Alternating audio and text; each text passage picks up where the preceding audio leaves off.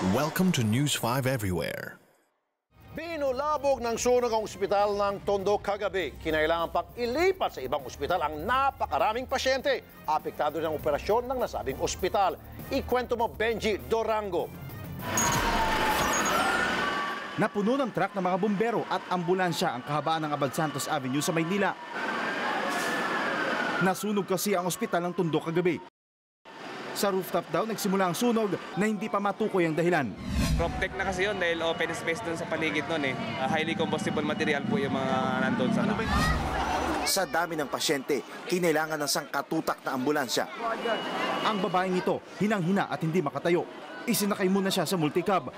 Karamihan sa mga pasyente, mga batang nakadextrose pa. Dalawa sa kanila ang narespondihan ng Rescue 5. Isang batang may pulmon at isang batang may hiwa sa leeg.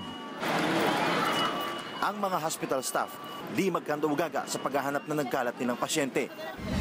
Saan ba? Ma'am, sumabay na kayo. Hospital ng Sampaloc. Sige. Inform ko lang po yung doktor ko, may isang patient. Mayroon pang isang patient. Hanapin mo muna, ma'am. Hanapin nyo, sabay na lang natin sa transport. Sige. 20 minuto tumagal ang sunog bago naapula. Walang nasaktan, pero inilipat muna sa ibang ospital ang ibang pasyente. Dahil dito, sarado muna ang ospital habang hindi pa tapos ang clearing. Hindi rin daw lahat ng pasyente ay matatanggap ng ospital. But we will still accept imminent and emergency cases only. Sa Lunes pa, inaasahang magbubukas ang ospital ng Tondo. Patuloy pa rin inaalam ang dahilan ng sunog. Benji Durango, News 5. Be sure to come back. News 5 Everywhere. Copyright 2013.